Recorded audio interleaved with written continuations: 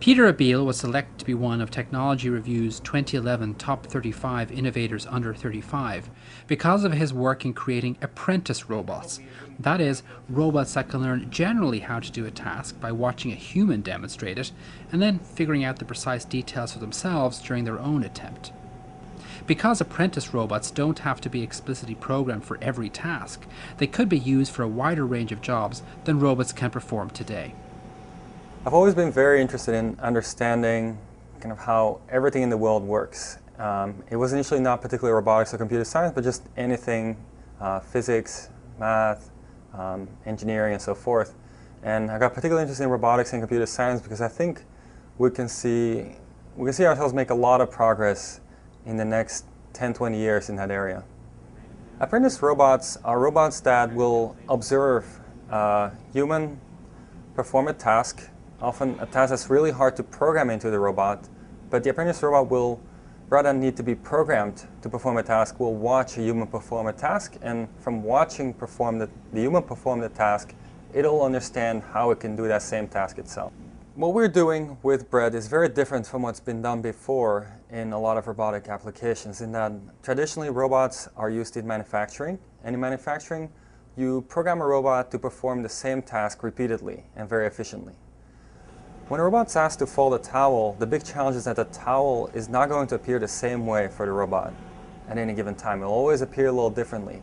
So to get the robot to fold towels, you need to give it an understanding of what it's seeing, and once it knows what it's looking at and understands in what configuration it is, it needs to understand how to manipulate it to get it into the shape it wants to get it into. So the robot we programmed it both with a perception mechanism to understand what it's looking at, and with a planning and simulation mechanism such that it can, in its head, simulate what would happen if it were to move certain parts of the towel around, and based on that it can plan ahead and decide what it should do to achieve the goal. When the robot starts out,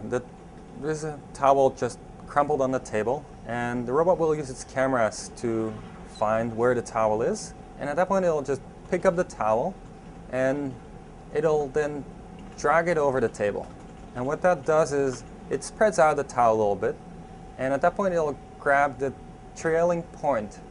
of the towel and it'll repeat that a couple of times. And what that does is it ensures that once the robot's done with this part of the procedure, it's holding 2 points of the towel that are very far apart. So typically it'll hold 2 points that are diagonally across on the towel. Once it's done that, the towel's in a configuration that's partially known, and so the robot will hold up the towel in this partially known configuration, inspect it, and